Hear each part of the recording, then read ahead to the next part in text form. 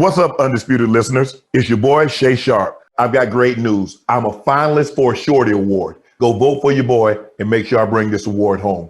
Thank you again from the bottom of my heart for making Club Shay a success. Welcome to the Undisputed Podcast. I'm your host, Jenny Taft. This podcast is the full show from today's episode of Undisputed from start to finish. We've got a busy slate, so skip Shannon, let's get to it. Welcome to Undisputed. We are live from Los Angeles. I'm Jenny Taft, here with Skip Bayless and Shannon Sharp. Good morning. Good morning. Good morning. It ain't too good, but it's you know. Sorry about that. You know what amazed me about this weekend?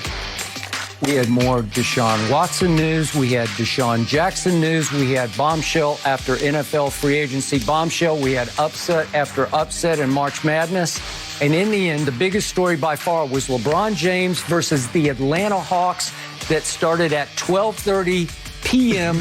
out here in L.A. on a Saturday afternoon. And that became the biggest story. Your man is incredible. Of course. You surprised by that? No. Dominates the news. Exactly. Not surprised. Well, Shannon not feeling so hot because, unfortunately, LeBron James not feeling so hot. And we got to talk about it.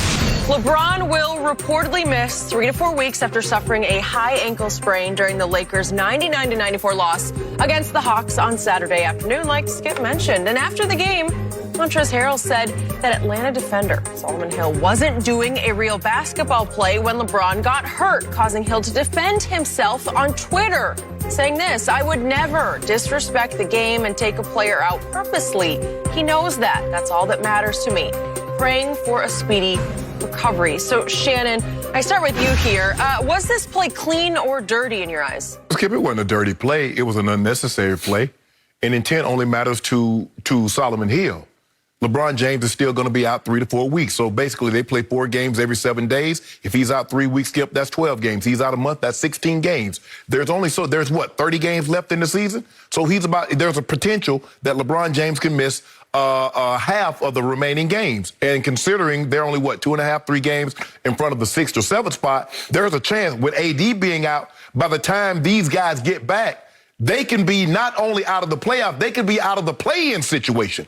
Because you saw what they looked like last night, and we've seen what they look like without LeBron on the court. Skip, and Anthony Davis. Well, if LeBron's there and Schroeder, you can get by, because LeBron is the guy LeBron is the chef. LeBron stirs everything, gonna make sure everything's okay. In a situation like this, I don't get why Solomon Hill skipped. Solomon Hill is not on the second of a 10-day contract, needing to impress someone. Solomon Hill's contract was guaranteed in January. Solomon Hill has been around long enough. If this is Game 7 of the NBA Finals or the Eastern Conference, Western Conference Finals, Skip, I get it. But 1 minute into the second quarter, in Game 42, you're diving on the floor outside the three-point line? And you talk about intent. Skip, and my good friend Dr. Dyson said the mosquito, his only intent is to draw blood. But in the process of doing that, it might give you Zika. It might give you West Nile. It might give you malaria. That's not his intent. His intent is not to give you those diseases. Its only intent is to get blood. So I don't want to hear Solomon Hill, my intent was to get the ball. The intent only matters to you. LeBron James has it high. Okay, so clean or dirty? Skip. Tell me, clean. You're saying it's clean, but it's dirty. You're going both sides of your mouth. No, I'm not. Skip, okay, clean or dirty? Skip, it was not a dirty play. It was not a dirty play. I'm saying it was unnecessary. What's the difference? What do you mean, what's the difference between... It's a dirty play. You're saying it's dirty. Skip. If it's unnecessary, it's dirty. Like, you should have pulled up and not gone for that basketball. That's what you just told me. Skip. You just told me that. Skip. You can't have it both ways. Yes, you can, Go Skip. for the ball or don't. The mens rea of it, in a situation like this, the mindset, Skip, that's not a dirty play. He's going for the ball. But my point is, in that situation, 1 minute into the second quarter, you're diving on the floor. How many times have we seen Solomon Hill dive on the floor for a ball? Well, I don't know. How many times do you watch Solomon Hill? I watch Atlanta because I like Trae Young. So he's not in the game a whole lot. He's just running around shooting threes. But Skip, don't try to do that. Don't try to say, well, you can. It's a dirty play. No, it was a play. I thought it was a basketball play. Now, he went about it half-hearted. He just didn't dive on the floor, Skip. You could tell. He's going like, I really shouldn't be doing this. And then that's what happens. But my thing is that I don't believe it was dirty because I don't believe his intent going into the situation like, I'm going into the game. I'm going to hurt LeBron. Intent only matters to the person that's committing the act. The person that receives the act is just as injured. It's the difference between murder and manslaughter. Intent matters to the defendant. The defender. The victim is just as dead. LeBron James is just as injured, even though Solomon Hill did not intend for the act to happen. Okay, boom. I'm still not sure I'm getting you on that, but okay. Let me answer the question, because I will tell you flat out, not a dirty play. I didn't say it was Period. dirty. End of story. Well, I'm answering the question. It's my turn now. And I cannot imagine why Montrezl Harrell would sit up there after the game and say that was a dirty play. That's out of bounds for Montrezl Harrell. Solomon Hill is in his 8th NBA season. He has been on 4 teams. This is his 4th team. But he is playing 20 minutes a game for the Atlanta Hawks, right, averaging 4 points and 2 rebounds a game because he fights on defense. That's his calling card. And if we could see this play one more time, you hit the nail on the head at the end of your soliloquy when you said he starts it by causing the potential turnover. He's the one who knocks the ball out of LeBron's hands. And then you're telling me just because it's early second quarter, you're not supposed to dive for the basketball? And the truth is, he did not dive for the basketball. The truth is, he went half-hearted. You used the exact, he pulled his punch. He pulls his punch. It's like, whoops, I'm sorry, LeBron. I don't want to crash against your planted foot and leg, because if you crash, if you go full speed, if you go all the way over, you know what's going to happen? ACL might happen. We can forget about high ankle. We can go to ACL. That was as far from a dirty play as you can get. I don't know about what intent or his intent was to get the damn basketball. That's what he was trying to do, because he's trying to win the damn basketball game. In the second quarter. Yes, sir. And if the NBA, what does the NBA always get criticized for? They don't play any defense until the last 2 minutes. Baloney, they don't. They play their tails off the whole way through. And Solomon Hill's job is to go on the floor for 20 minutes a night and play his tail off. Way to go, Solomon Hill. And then I heard Schroeder after the game. I watched his whole Zoom interview, and he was defending Solomon Hill, saying we're in the same draft class. I know him. I respect him. There's no way that was a dirty play. And then I don't even know where the quote came from, but later I see on Twitter some quote from him saying, yeah, it was a dirty play. What? It was not a look at him pull his punch. I got to see it one more time.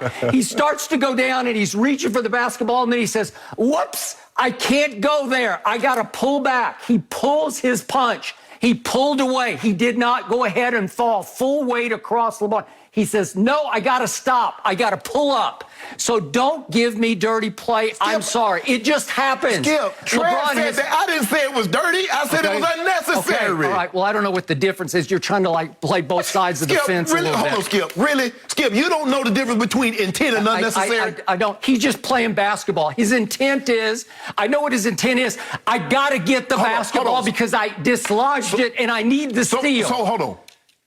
So for the past 20 years, you said only the fourth quarter matters. Now 1 minute into the second quarter matters. I didn't say that. Every second matters. When LeBron, hold on, no, it doesn't. When LeBron James goes off in the first, second, or third, that doesn't matter. But now do I expect LeBron James to play hard for 4 quarters? Yes, I do.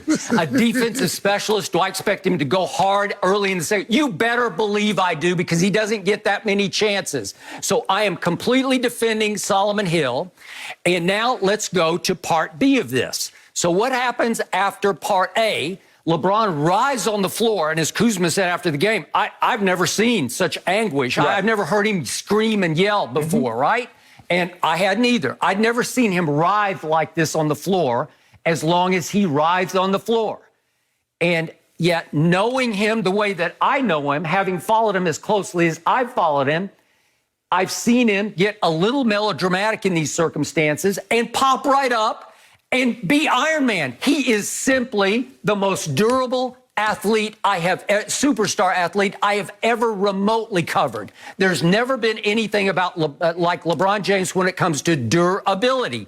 So I was not at all surprised to see that he finally got up. For a second, he couldn't put any weight on the right foot. And then, if we can see what happened, he began to walk on the high ankle sprain. And then this happened. We didn't get to see him walk, but then he plays, and right away, what did he do? It didn't surprise me a bit. He gets an open three, and he nails it from the left corner. And then he tried to trot up floor, and he was trotting okay up floor. It didn't look that bad. He wasn't that hobbled, and he got to midcourt, and he stopped and said, you know what? This is ridiculous. I can't go. And then we saw him walking away, and he knocks the chair over.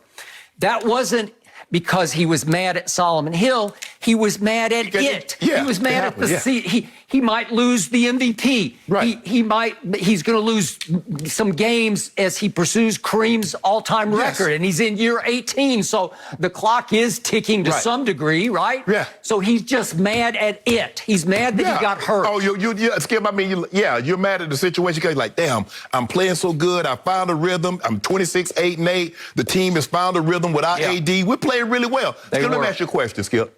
The play that Patrick Beverly did on Russell Westbrook when Russell was going to call a 20-second timeout and Pat Bev undercut it. Was that dirty? Yep.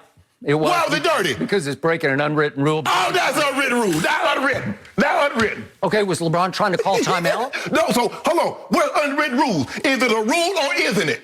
You're talking about both sides. You know what's the rule? You know what the rule is? What is it? You know, you're all over the map. You're going on one side of the fence and the other. Here's the point. It's my turn. That's the point. It's my turn. Go ahead. The rule is you play basketball as hard as you can play it every second of every game. That's the rule. Patrick Beverly was doing that. He was not. Russ has got the ball under his arm trying to say, I want to play hard every second. You just said you play hard every second. Now, which is it? You're talking out both sides of your mouth. Oh, stop it. Exactly. Okay, you know it was unnecessary. It doesn't have to be intent to be unnecessary. What are you talking about? It's 1,000% necessary. It's as necessary as any play Solomon Hill ever made in his life. He's trying to get the basketball. And when he got in precarious situation, dangerous situation, he pulls his punch like, ooh, I can't go there. I'm still trying to reach and get it, but I'm not going to fall full weight across LeBron's planted right leg. Period. Hold on. So let me go. Okay, he was like, I'm gonna dive for the floor, but midstream, mid-air, I can't do this, so I'm gonna half-hearted. Correct. So you used the word half-hearted before I used it. I'm saying that's my point exactly. Thank you. My point exactly. Hold on. Either you're playing hard or you're not. Either you're going to go all the way or you're going to play half-hearted. What you going to do? You get to a point where you say, I can't put this man in. You can't do that. No, that's not what you said. You said Solomon Hill's job is to be on the floor for 20 minutes and get on the floor. Now you said he can't do that. Clean or dirty, not dirty. Skip, Simple as that. Skip, nobody said it was dirty. You said that it was unnecessary. Well, it's the same. It's the same thing. You're saying if it's unnecessary, then it was a dirty play. Right? So let me ask you a question. Nobody says it's unnecessary. Skip, let me ask you a question. When Tom Brady got his knee blown out, was that a dirty play? Well, they made a rule against it. No, that's not the rule. I didn't ask you, that wasn't a rule at the time. Was it a clean or dirty play? It's falling into a man's planted left foot. Don't laugh. I'm trying to answer the question. He finally You're the one who looks foolish. I don't. What are you talking about? I got you trapped, and all you could do is say, you look foolish. You look foolish. It was unnecessary. It's my turn. It was unnecessary, so it's... That's all you could do. I got you trapped. I just asked you a simple question. Was the play on Tom Brady dirty? And you can't answer it. What does it have to do with this play right here? Because it's the exact same thing. It was not dirty. It was not a dirty play, but it was drop the football? It was not unnecessary. Was Tom Brady looking at that man? No, he was looking downfield to throw the football, and I believe the ball was gone. Skip. LeBron was not looking at him. LeBron was trying to get the ball. Well, he could feel him. He knew he was coming. Well, Tom Brady could feel him. No, he couldn't. He couldn't even see him. He's looking downfield. Okay, Skip. Okay, did they not make a rule against that? You think they're going to make a rule against this play? No, Skip. You think they will? No, they won't, because it happens every game to everybody. Skip. LeBron has been incredibly blessed in his 18 years that hasn't happened to him before. So LeBron James is the only athlete that's been blessed not to have major injuries. Well, he's been the most blessed of any athlete I've ever covered. More blessed than Tom? Tom missed 1 year. Okay, well, other than that, that's 20 years. Okay, Tom doesn't play basketball. You see, basketball is very different from football. So which is more physical, basketball or football? Well, obviously, football can be, except for what do you always tell me about the quarterback? It's so easy for him to play until he's 44 because nobody ever hits him. It is, but I'm just saying, and there have been exceptions, Skip. We've had linemen, offensive linemen. Jackie Slater played 20 years. I think Matthew, one of the Matthews brothers, both of them played well into their teens. Bruce played 20, and I think Clay played like 17, 18. So it happens. Skip, all I'm saying is, look, I'm not saying it's dirty. See, Skip, when you say dirty, intent, I've been with guys where they go into a game with the intent is to injure someone. Sure. I understand that, but I understand. Does Solomon Hill have any track record? No, Skip. Not at all. Skip, because someone does not intentionally do it, that doesn't mean the act could have been avoided. I believe this play could have been avoided. Solomon Hill jumping on the floor with 1 minute left into the second quarter, Skip, that's not going to win or lose the game. Win or lose his job. He's guaranteed, got a guaranteed contract. For the rest of this year, yes. And then what? So you think they're going to pick his contract up next year? I don't know. Probably not. Okay. Exactly. There's a reason why he's been on team playing on these one-year contracts. So there's a reason he's going to dive for the loose ball shortly into the second quarter. It's what he does. It's what he is supposed to do. All I'm saying is, Skip, in a situation like that, I've seen Schroeder dive for the ball. I just saw him do it the other night against Atlanta. But he doesn't dive in the direction. It's clear path. It's just the ball, and he's diving to prevent the guy from getting it. He's not diving into a crowd because that's what happens. Somebody might be taking a step, your momentum goes, and then boom, that's a knee, that's an ankle, and that's what happened. I'm not saying, I don't believe Solomon intended to do that, but I just believe it was a necessary act, and whether he intended or not, LeBron James is just as injured, whether he meant to do it or not. All right, now to the report this morning from ESPN, 3 to 4 weeks. Yes. Hard for me to believe it's going to be that long. It's just hard because I saw him trot on that ankle. I was thinking after Saturday's game on Saturday night, I thought maybe he'll miss a game. Obviously, they were going to play back-to-back, but maybe he'd miss a game this week, the next game. I'm surprised he traveled. I'm surprised he traveled. Yeah, I'm surprised he traveled. He did. He sat on the bench in Phoenix. So to me, 3 to 4 weeks seems way out there, way too much. No, not for me, Skip. I mean, I saw Michael. You remember Michael Thomas had that injury for the Saints. You saw Christian McCaffrey have that injury for the Carolina Panthers. And Christian McCaffrey missed the rest of the season. Michael Thomas tried to come back. Michael Thomas missed, like 8 weeks? So you're asking a guy to try to come back. I was thinking on the conservative side, 2 to 3 weeks. I'm talking about really, really conservative. I'm thinking more like 4 to 6 weeks with that injury. I saw him run. It's obviously easier to run straight ahead on a bad ankle than it is to cut right to left. Well, Skip, I think the thing is, in that moment, you still have the adrenaline going.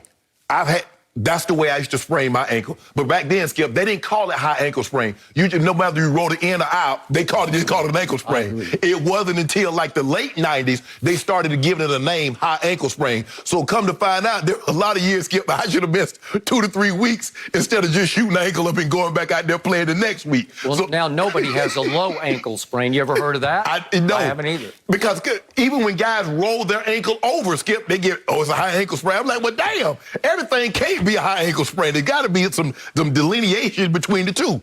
But it's painful. And what I ended up having to do, Skip, I ended up having the nerve in my left ankle deadened because it was so sensitive that almost somebody could kick me and it would flare up and it just like I'd be in excruciating pain. So I said, I'm done with this. I didn't go to the extreme like Roddy Light, have my finger, my pinky part tip cut off. But I just deaden the pain. I'll be done with it. So obviously he's not going to go through that extreme, Skip. But you think about it, Skip. Let's just say for the sake of argument, he misses 2 weeks. They play 4 games every 7 days. That's 8 games. That's 8. Who you think they're beating? Now, they said AD was 3 weeks away last week, so which makes them 2 weeks away. Skip, who they beating? Who they beating? I mean, you talk about, you just hope they're in position to be in the play-in situation somewhere between 7 and 10. Skip, ain't no disrespect, but come on now. Let's be all the way. We're going to keep it. We going to church. We're going to have confessional. We're going to tell the truth. Who they beating? Well, you saw them. Wait, they still got Kyrie Schroeder, right? Huh?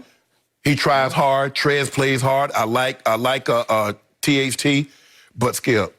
We got the Caruso. I watched. This was an opportunity last night. I wanted to see, and I played really close attention. I wanted to see Kuzma. And I wanted to see, no Bron, no AD. This was your chance to say, see what I could do if I had the ball? And what did he do? Skip, you got to be careful. When you watch a guy that plays 3-4 years of college, and see, there's a reason why people don't view him. Brandon Ingram came out after 1 year. Jason Tatum 1 year. Donovan Mitchell after 2 years. Zion. Yep. Give me 2 years. He might be maxed out. Yep. Okay. Maybe. So the point is that this could be for LeBron a blessing in disguise because they've been trying to slow him down, and he won't slow down. He wants to win MVP, and he is chasing Kareem's all-time points record, so he needs to play. But Skip, but maybe in the biggest picture, if we're talking about back-to-back championships, maybe this is blessing in disguise. If you look at the last 4 games, Skip, his minutes have been substantially down. But here's the thing, the problem that you're going to run into. There's a great chance they're going to be in the 7 to 10 or out of the playoffs. So how many minutes is he going to have to play, he and AD, to get them back in contention? So you talking about slow it down. So now it's almost like Skip, you're not going to make the NCAA, you're not going to make March Madness unless you win your tournament. So that means you got to win 5 games in 5 days. Okay. So in other words, that means they are going to have to play extra just to get themselves in position. Okay, I got it, which means this is going to be sooner than later. To me, if it's beyond 2 weeks, I will be shocked. I wouldn't. No? I wouldn't. Okay, so you're saying they might just miss the playoffs then if it's 4 to 6 like your original thought was? They're going to they Skip, if he miss, let's just say I'm going to say he misses a month. That's 16 games of the 30 plus left to play. That's a little over half. They're going to have to, he is going to have to come back like the LeBron left, and AD is going to have to pick right up. And that's what they're going to have to do. Skip, they're going to have to do like the Suns. They might have to go, the Suns went 8-0 in the bubble. They might have to go 13-3, 14-2 just to get to the play-in. Skip, come on. Okay, just remember, Phoenix is really good, especially at home. So don't discount how good Phoenix was last night. I'm not saying Phoenix isn't that good, but I just watched Phoenix lose to Minnesota at home. Okay, but last night Booker and Ayton just dominated. Skip.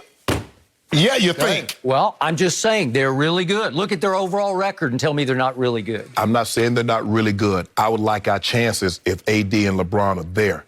And it doesn't seem like either is going to be there for the foreseeable so if future. LeBron is gone, as you think, for a month, I say 2 weeks. Is he out of the MVP race? Yes, absolutely. Disqualified? Yeah. He's done? Yeah. Shannon Sharp says he's done. Yeah, you can't miss that many games. Skip, Wow. I mean, I was thinking somebody, I'll be willing to give somebody 8 to 10 games, miss 8 to 10 in a shortened season. Skip, you can't miss 16, 12, 16 games, 17 games and be in that and be Well, in that. you'd already disqualified Joel Embiid. Yeah. So now LeBron is disqualified. Yeah.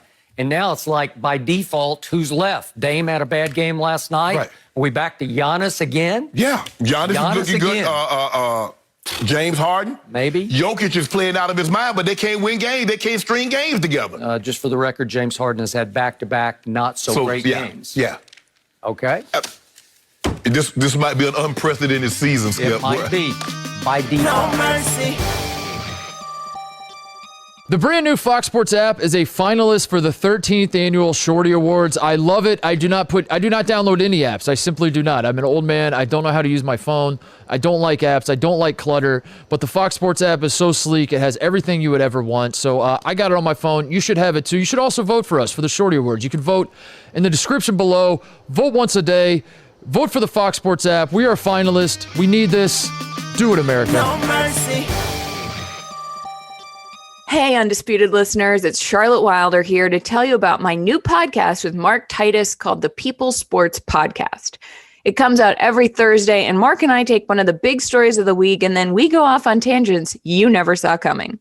This might mean that we start talking about the Dodgers winning the World Series and end up wondering if Knicks fans deserve happiness. Or begin with LeBron's greatness and end up drafting our ultimate beer league softball team made up of old athletes. Whatever it is, the only rule of the show is that it has to be fun and funny, because these days we could all use as many laughs as we can get. So check it out wherever you get your podcasts and come down weird sports rabbit holes with us. We can't wait to have you. No mercy. The Cowboys finally made a significant move in free agency and might have found the missing piece to their struggling defense in the process. Dallas is signing former Pro Bowl safety Keanu Neal to a 1-year, $5 million deal, reuniting him with former Falcons coach and new Cowboys defensive coordinator Dan Quinn. Neal played his first healthy season in 3 years in 2020, recording 100 tackles, an interception, and a sack. So, Shannon, please give the Cowboys free agency letter grade so far. Well, not counting Dak, I give him an F, Skip. I mean, Keanu Neal does not move the needle for me. He's a safety that can't cover, so that's why they got rid of him in Atlanta. And he's coming off major injury, ACL, Achilles injury. They brought him in to be Cam Chancellor, but he doesn't have Cam Chancellor's instincts. So that makes him used. I think they're going to that rendered him playing in the secondary very, very hard. I think they're going to probably try to move him to weak side linebacker, Skip, because he is physical, but he's a little undersized. And so it's going to be a lot different, Skip. It's shedding a tight end, shedding a wide receiver is one thing. Trying to shed a guard, a 310-pound guard, a 320-pound tackle, that's something entirely different. So we're going to see how well he played in a confined area. We know he likes to play in the box, but normally you're weeding your way through wide receivers. You're pressing wide receivers, getting to the football. Try pressing out a 300-pound offensive lineman and see how you like that. They re-signed Jordan Lewis, but Skip, they lost Awuzie, they lost Dalton, they haven't re-signed Alden Smith. So I'm looking at this, Skip. This doesn't move the needle for me. Obviously, Dak was a big plus, but I excluded Dak in this. So when I look at this, I gave him an F. Okay. I almost went F. I'm going to go D. And glass half full, I'm going to call it disappointing, but glass half empty, I'm going to call it disastrous. Because did you include Dak or you? Yeah, no, this is post-Dak. Okay. I mean, obviously, because I hark back to Jerry Jones sitting next to Dak Prescott as they had their kiss and make up press conference announcing his signing. And Jerry kept saying, we got a big piece of pie left. Eating salary cap pie. Big piece of pie. Well, he might have ate it before the next morning. He might have eaten it all. Dak Prescott counts only $22.2 million against next year's cap, and I still can't figure it out because he's going to make $75 million. But I love 22.2 because it should give you just a little bit of breathing room, enough that you could go get two, what I would call significant free agent pieces on defense. And Keanu Neal does not rank as significant to me. No. So, first of all, as you just point out, he had missed most of 2 seasons with an ACL, and then he tore his Achilles. And you know what happens when you tear your Achilles? It's just hard to ever quite be right. Yes. And now they are reportedly bringing in a safety that I loved coming out in the draft out of The Ohio State University, Malik Hooker. He was the 15th overall pick. And by the way, Keanu Neal was the 17th overall pick in 2017, but Malik in 2017, 15th overall.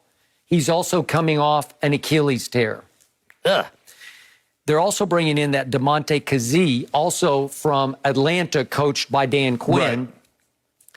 And he is also coming off an Achilles tear. Both of those Malik and Kazee tore their Achilles early last season. Correct. So what am I supposed to make of this? I got 3 Achilles tear victims, I guess they're going to rehab together. Okay, they're going to rehab together. What are we doing? Dallas had a great rehabilitation center. We're the Achilles squad, right? What are we doing? And then I tried to get excited about Keanu Neal, in part because you mistakenly called him Keanu. Yeah, you went John Wick, right? Yeah. Okay, if he were John Wick, I would be jumping through hoops for this because he'd be indestructible. Because Keanu, John Wick, never tore his Achilles tendon because he's impervious to bullets. He's never even been really, he never even gets shot. Or when he was in the Matrix, they couldn't even hit him with bullets. That's a good one. That's true. Okay, then it dawned on me late last night as I looked at this, wait a second. The Atlanta Falcons last year allowed the most passing yards in all of pro football. And he started at safety for the Atlanta Falcons. Yeah. He is a box safety. He's more of a thumper, run stuffer, run stopper. But I looked at Brady's numbers against the Atlanta defense twice. He threw for almost 800 yards. It was almost 400 plus 400. He threw for 6 touchdowns and 1 interception. And it was against a defense featuring Keanu Neal and Damontae Kazee. What? Hell, what Dak almost threw for 500 in one game. Okay. Thank you. Bingo. To your point, I agree. So then I start trying to convince myself, well, what if they signed Malik Hooker and Keanu? Maybe that would make it better. And then I'm thinking, yeah, Achilles. I don't know. And then I look back at the other signees so far. We talked about Ty Nsekhe. He's a backup offensive lineman. He was undrafted out of Texas State. I'd never heard of him before. He was on the Buffalo squad last year. He has 17 starts for 6 different NFL teams, but he spent 4 years in the Arena League, starting with the Corpus Christi Sharks and going to the Dallas Vigilantes and then to the CFL. And I'm supposed to get excited about Ty Nsekhe and then Carlos Watkins, defensive end that they signed. Okay, once upon a time, he was a 4th-round pick out of Clemson. He finally started last year in his 4th year for the Houston Texans. He started 11 of 16 games for the Texans. The worst run defense in all of pro football last year belonged to that defense that he started for. And I'm supposed to get excited about that, Jerry? That's a big piece of pie. But I thought, Skip, you've been telling me you wrote books that Jerry loves box office, and he signed the most unknown guys in free agents. Okay, then he signed Terrell Basham. And I read things, I don't know Terrell Basham, but I read that he had his moments for the Jets last year. The Jets? Jets didn't have no moments. Huh? For the Jets? They were ranked 26th in points allowed last year. Really? He ranked 249th overall of defensive players last year. 249th. Well, I'm supposed to do hand springs over that? I can't.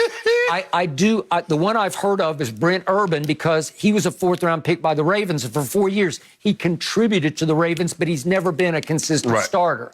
And then last year, he bounced back and forth. He was Titans, Bears.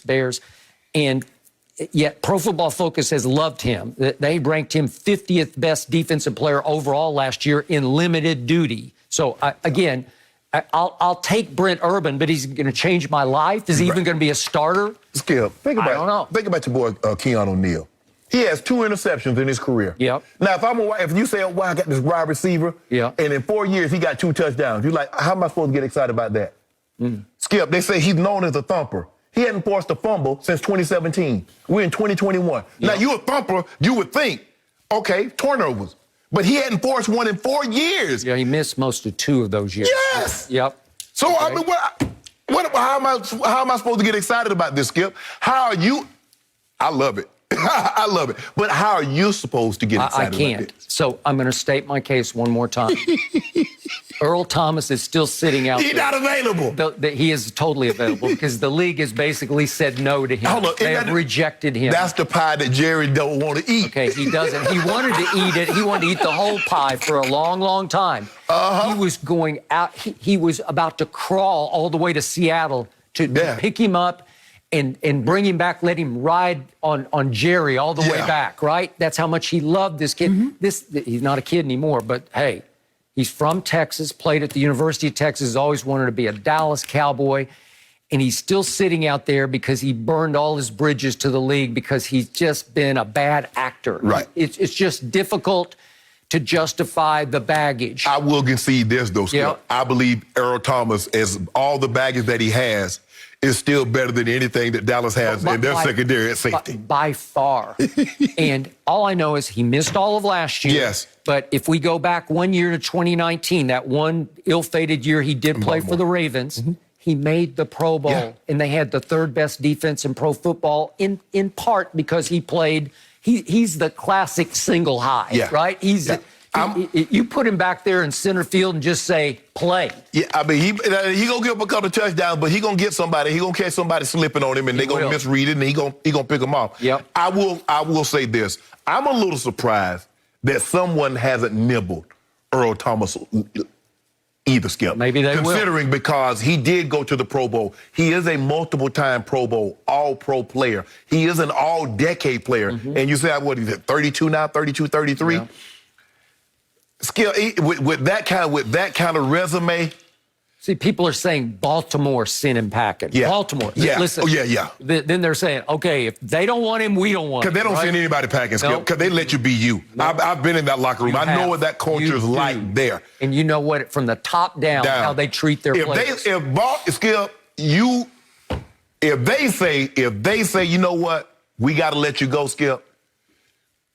Yeah, ain't very many places you can go after that. Well, he got in a fight with the other safety, and then he posted some practice video that he was not supposed to practice to try to defend himself. Skip, that was probably the final straw.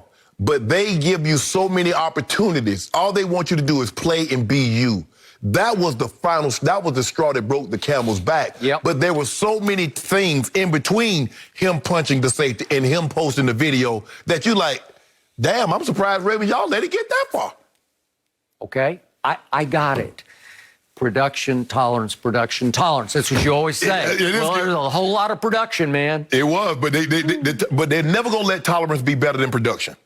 Okay, and for a while, he was going to be a financial burden to whatever team because he wanted to get paid. Right. And he did get paid. He got paid. Ravens paid him top money. They paid him top dollar.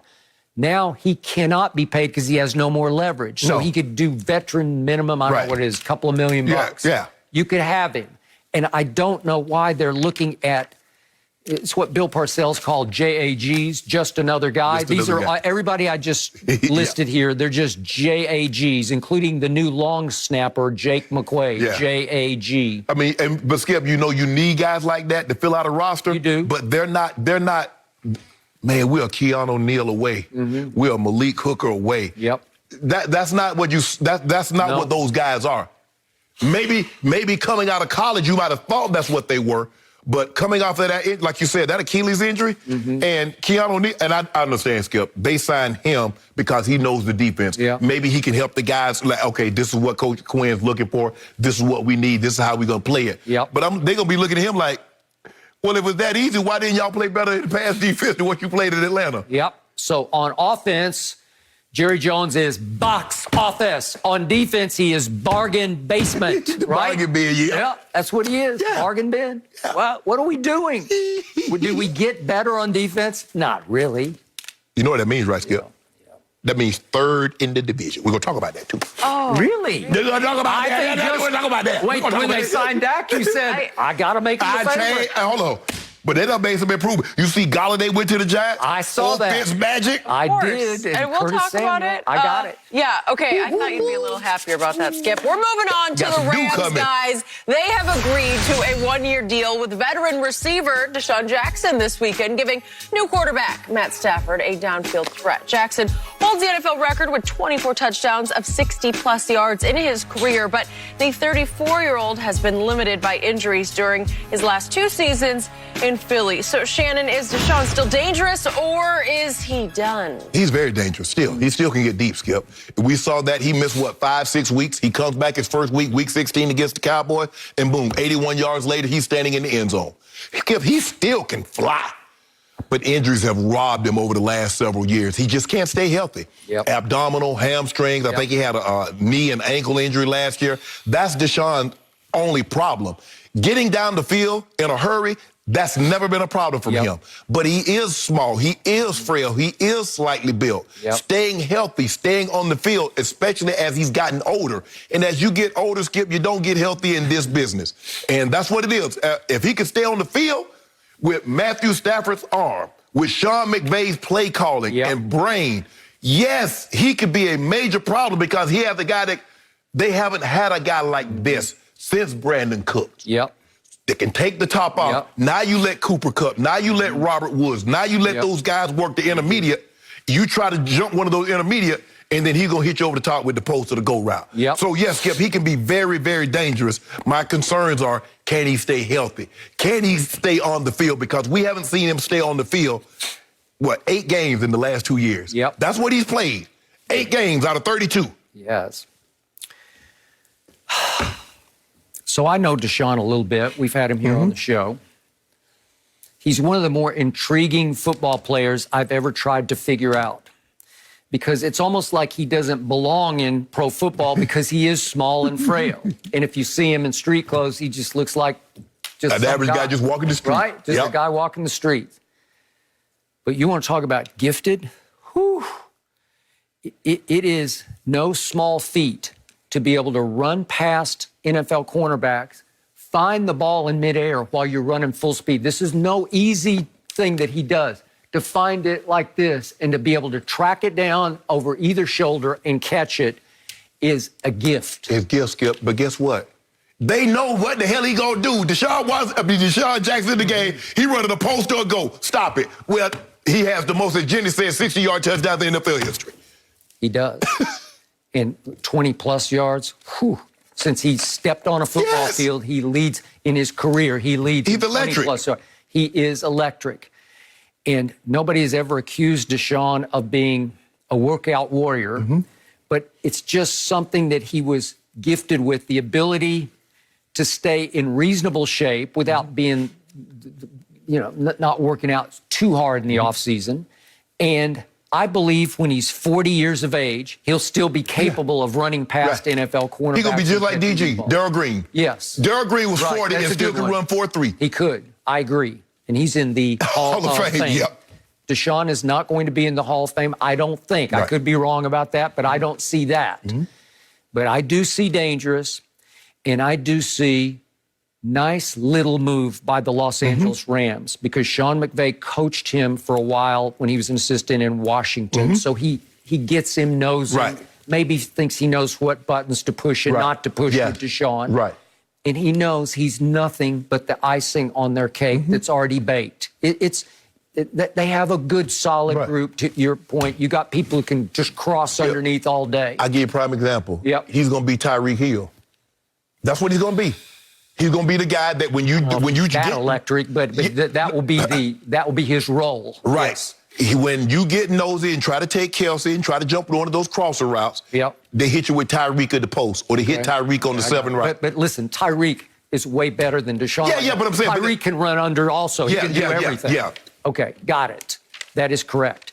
So the point is, the last time Deshaun made a Pro Bowl was in 2013, and that was the last time he played all 16 games. That's a long time ago. A long time. But has he still burned a lot of defenses? Yes, he has. Does he still strike fear? Yes, he does. So, again, will he make it through 8 games out of 16? Maybe. But the point is, McVay will use him so sparingly, just a little dose here and a little dose there, that I think he'll be able to keep him relatively healthy and get just enough out of him that I still haven't seen any money yet, but I assume it's pretty low. He probably got he probably got the minimum plus incentives. The question is, Skip, can you give me 25, 30 plays a game, son? That's what I need, 25, 30. We play 65, I need you half of those. Give me half. Give me 25 to 30. I don't know. I'm not sure about that. That you may be shooting high on that one. Damn. What you want, 20? He needs him to be big play Shea. He needs one play a game. Oh, he can get that, Skip. But here's the thing now. Although he's more known because of his speed, he strikes so much fear in you, Skip, that they'll just raise up and throw him the ball. And now you got to try to get him down, because remember, he was a returner. He still has that elusiveness in him. Remember that return against the Giants. Exactly. You got no business putting him the ball. What are you doing? So that's his thing, Skip. Like I said, I mean, Deshaun, what do you think Deshaun weighs? 170? Maybe 170. Yeah. And it's just his ability to stay on the field. Like you said, hadn't made a Pro Bowl since 2013, played 8 games in the last 2 years. If he can stay healthy, he's a huge addition that I didn't pay a whole lot for. Yeah, last 6 seasons, he's averaged missing 6 games a season. Okay, well, that you can, history's going to tell you. He's going to miss time. Yeah, he's going to miss some time. History would also tell you he's going to score some touchdowns. Yeah, he's going to be somebody deep, too. Right? He's going to be. Yeah. Okay, final plus or minus. Finally, Deshaun is going home. Yes. Born and raised in the Long Beach area, went to Long Beach Poly, which is historically The great. Jackrabbits, they got it, They have been a pro pipeline. And I'm not sure if that's good news or bad news for Deshaun. Through high school, he ran with some of the wrong people, had some issues, but he went to Cal, which is a great school, and he's still high IQ. So he's going to have to avoid any old relationships, right? Anything that might get him off track. But I think, I've been around, met him a couple of times. He seems like a guy that has his head on straight. Yep. And he knows, Skip, now you're running out of opportunities. You're running out of opportunities now. You Philly, and you went to Tampa, and then Philly, Washington, Tampa, back to Philly. Now you're on the Rams. And But, bro, availability is the biggest key for him because there's no doubt in my mind he can still get – he's going to have 2 touchdowns and 50-plus yards this year. Yep. That's just what he does. 34 years old, 14th season, still dangerous. Yes, very. Very. There are very many people that can get by you like he can. Maybe Tyreek are the only ones that I'm thinking about saying, you know what? Getting deep, better than Deshaun. Yep. Well, I congratulate him because this should be a coming home move that he should embrace. And he got a big, strong-arm quarterback that can throw it down to him. Hey, Matt Stafford's got a live arm, and he will cut it loose. Yeah. Yep. He's been posting so much, too, about his excitement to be here in L.A., Stafford. So we'll have to wait and see how that one plays out, guys. No mercy. According to a report out of Houston, there are still several teams interested in trading for Deshaun Watson, despite the recent lawsuits against the Texans QB. The league is also conducting its own investigation into allegations, which will also factor into teams' interest. Watson has continually denied any wrongdoing against these claims, guys. So, Shannon, are you surprised teams are still interested in Deshaun? Absolutely not, because he's an elite quarterback, and these kind of talents don't become available very often. And even for the sake of argument, if I sit here and say, well, you know what, Deshaun Watson is going to get suspended for 6-10 games. So, team says, I'm going to have him for 5 years under contract. Yep. So I'll bite that bullet. Skip, we said Greg Hardy had a market. When the Chargers, we knew the Chargers, we had heard the tape and everything. Leonard Little got a DUI, killed a woman, and played in this league. He did. So why are we surprised? Now, for me, Skip, the way I look at it, the little bit that I know Deshaun Watson, I'm willing to afford him the benefit of the doubt. That's the Deshaun that I know. The Deshaun that I don't know is going to see if he erodes that trust that I placed in him. That's a good point. It's as simple as that, Skip. Yep. I'm gonna let this thing run its course. These women, 10, 11, 12, how many? It doesn't look good. I'm not gonna sit here and say, man, it's hard to turn away when you hear 12 women and they giving you a very similar story to tell. But I'm gonna let it run its course. Deshaun will have his day. The women should have their day, and then I'm gonna let the chips fall where they may. And then it was like, dang, another situation, Skip, where we put our trust in someone and everything that's presented in front of the eye is not always what it seems. I agree. So I'm gonna give it that. But Skip, I'm not surprised because you realize who that is. And granted, there might be a side of him that we never knew. Mm-hmm.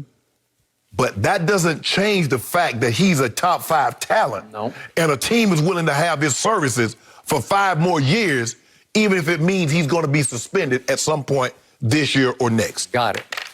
So, reportedly, these teams are still interested. Eagles, Panthers, Jets, Dolphins, 49ers, Broncos. Mm-hmm. Would Deshaun Watson change those teams' lives if they could sign him? Absolutely. Yes. I'm going to say it one more time. Hell yes. Never in the history of the National Football League has a quarterback this young and this proven at this level in this league been potentially available. We're still not sure if he's, but by all reports, including John McClain, who's the ultimate source in Houston. When it comes to Houston, yep. Expect him to be traded. So I'm going to say he's on the market. Yes. Now what's happening to the market? Do some of these teams feel like he's being discounted, like they're going to have to take a little less for him because he's a little damaged? 2 first rounders now. Maybe, okay, maybe that's happening. But the point is, if the Eagles could sign Deshaun, what would you say? If they signed him down, let's use the hypothetical. And again, he may have to serve the 6 games. The man, which is 6, it could be, mitigating circumstances is at the commissioner's discretion. Okay, so a year from now, would Shannon Sharp maybe pick the Eagles to win the NFC East? Yeah. Highly possible. That's how good he is. Panthers, yes. Jets, he's just going to change lives. Yes. Okay, I got all that. Now, back to the off the field. This has been so hard on my psyche. I don't enjoy talking about it, but I have to face the reality of it. So I'm looking at this Houston attorney, Tony Busby. He's filed an additional 5 lawsuits. That brings the total cases to 12. And he says there are more than 10 additional women who have come forward. Well, I'm losing track of how many there are. Right. So I have to face the reality of that situation. I also have to say, I have no idea what went on between Deshaun and any of those women. I have no idea. Right. Did he cross the line? I don't know. Apparently, a whole bunch of women are lining up to say, yes, he did. Right.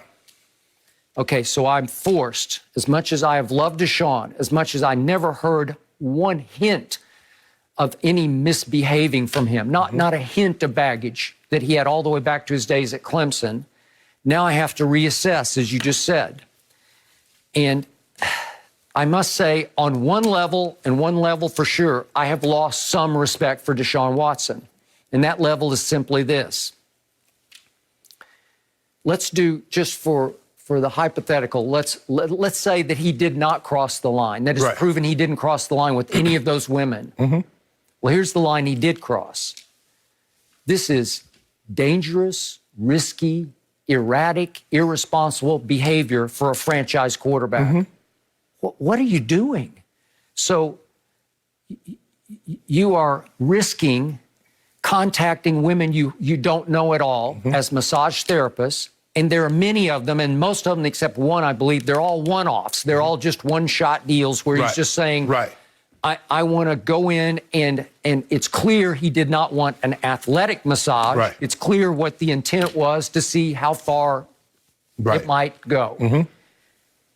Is it because of the thrill of that? Is that intriguing? Is that attractive to him? I suppose so.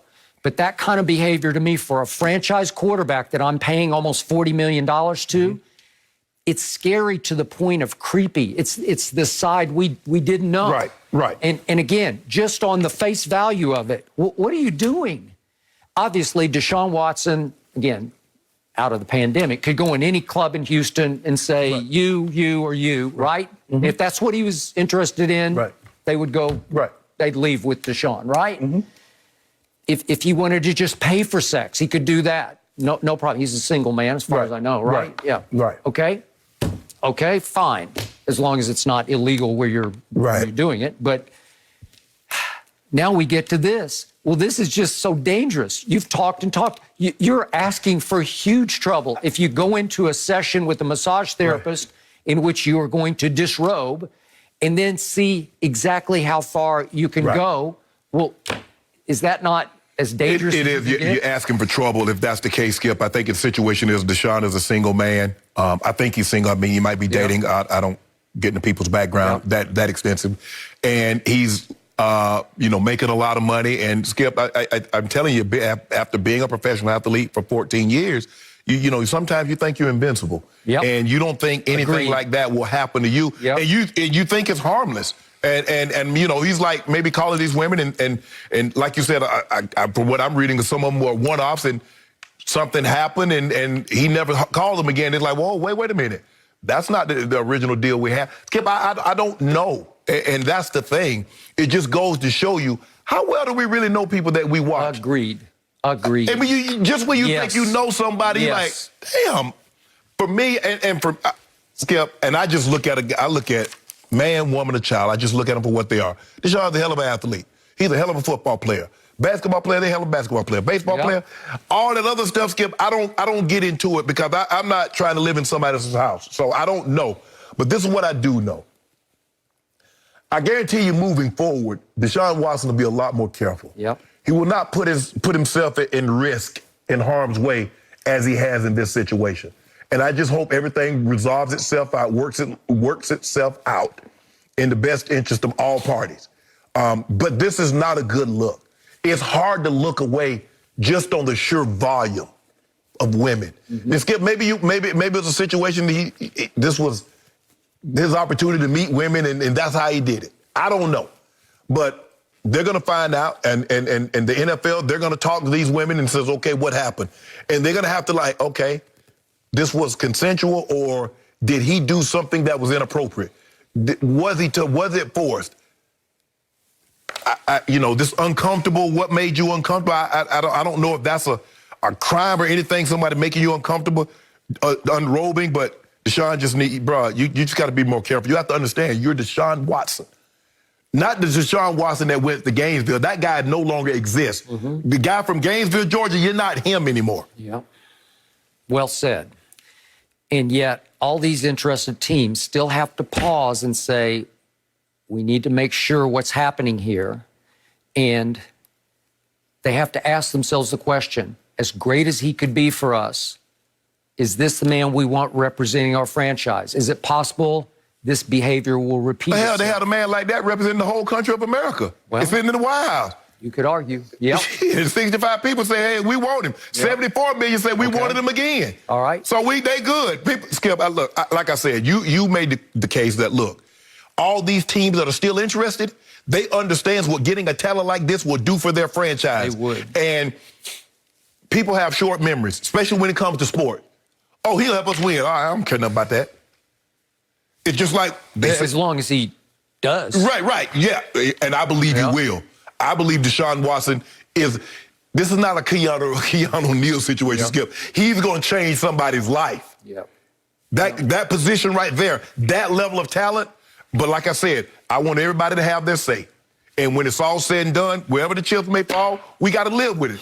So I don't, well, they just took up for him because he's a professional athlete or he got real.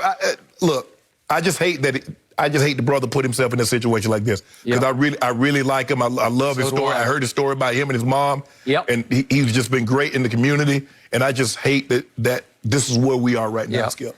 So his agent tweeted and seemed to suggest in the tweet that these stories were in large part fabricated. And his point was that if so, he wants the fabricators, what's the best word? Punished.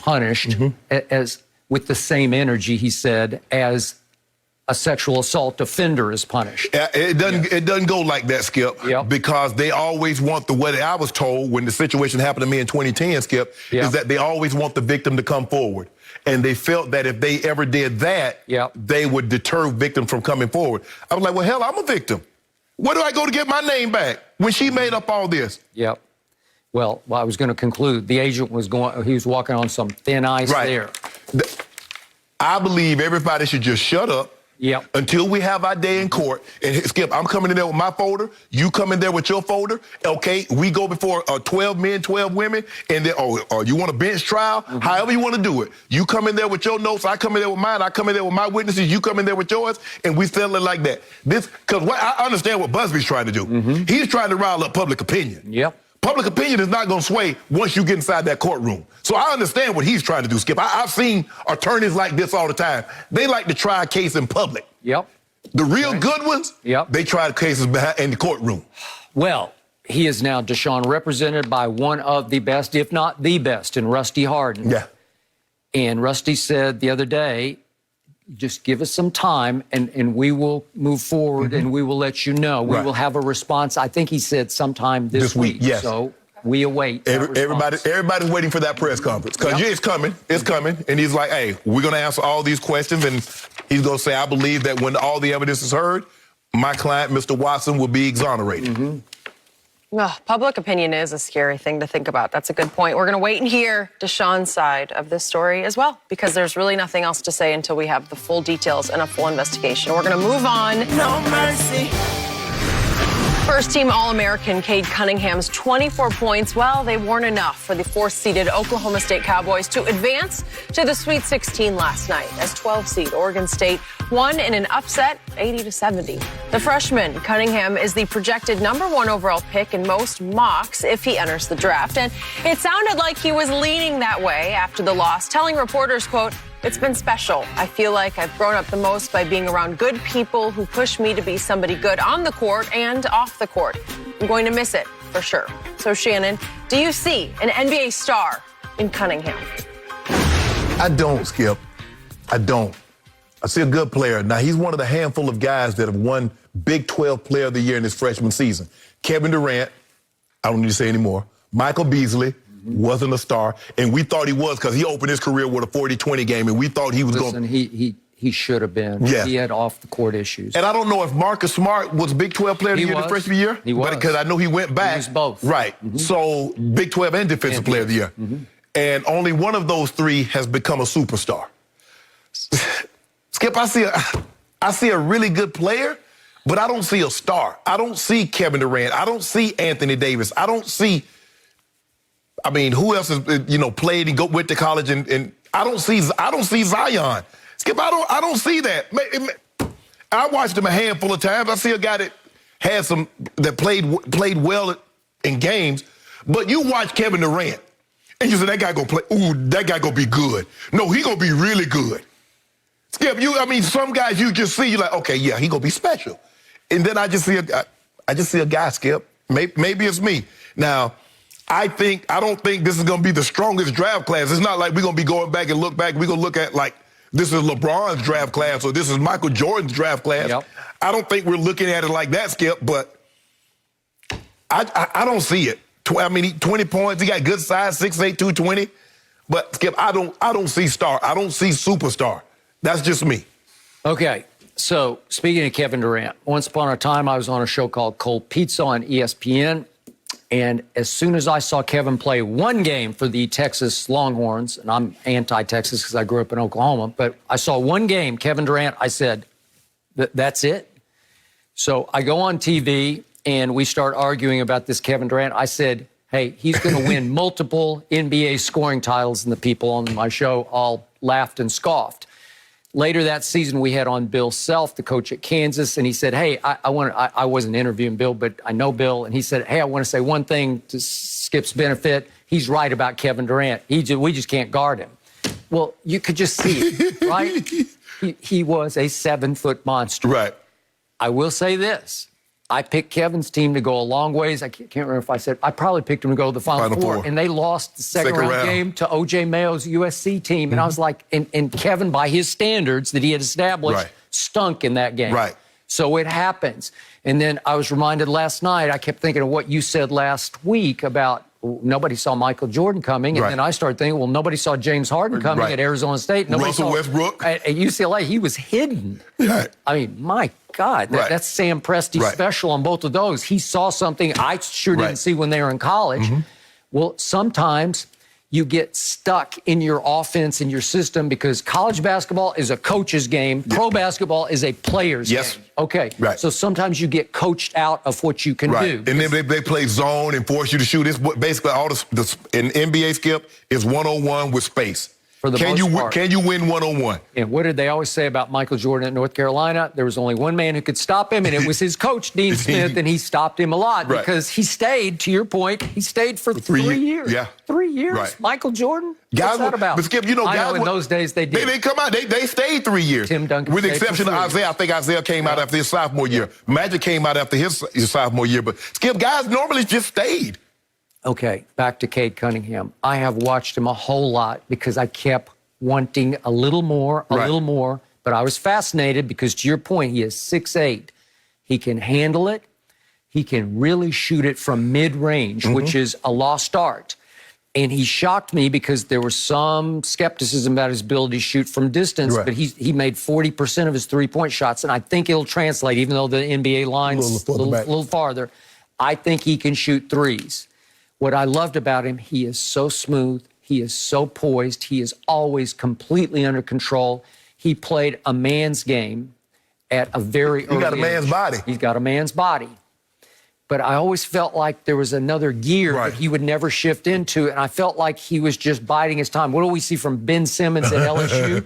He was just like going through the motions, like, I got to do this. I got to come here for real. I have to come here for a year? Why? I don't want to be in Baton Rouge. I want to go play in the NBA. Well, the rules, okay, well, I'll just kind of do this. But Skip, the thing is, I look for a guy that's going up against Liberty. You got to shoot better than 3 or 14. You got to dominate Liberty. Okay, I get Liberty. No, I got it. And that's what I expecting to see. Now, you know, you can look at, Skip, you can look at, especially he's the best player on the team. You get a bunch of guys, you get a Jason Tatum and you got 5 other 5 stars, well, it's hard to share the ball. Cade Cunningham is clearly the best player on the team. Zion, he was on the team with 5 other starters that were 5 stars. Zion is the best player on that team. Cam Reddish and R.J. Barrett and whomever else. There was some debate about R.J. versus... But Zion was the best. He was the best. AD was the best player on that team, Skip. Although I couldn't even see this then. I just thought, I said, man, he going to be... I said, he going to be Alonzo Mourning. Good offensive player, but he going to be hellacious. He going to win multiple Defensive Player of the Year award. He's going to be having like 4 or 5 blocks a game. That's what. Now, hold on. Then a year later, the guy shooting 3 out like he never shot a 3. Remember, like Zion, he played point guard coming up through high school. It just it basically outgrew the position. He did. Okay, back to Cade.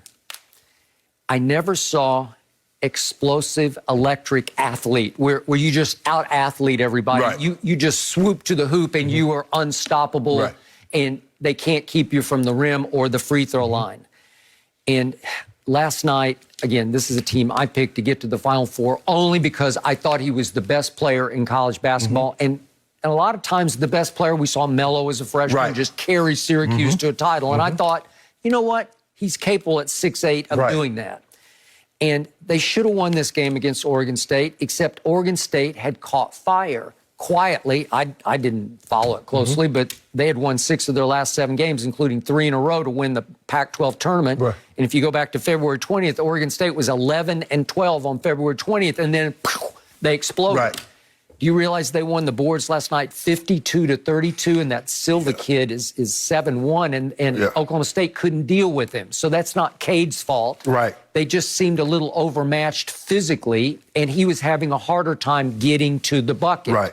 But he did start to turn it on in the second half, and he had 8 points at halftime. He had 14 in the second half, but he didn't dominate. Right. I kept saying, just take it over, just go, just go, and he couldn't go because he's probably not that guy. He's not Kevin Durant.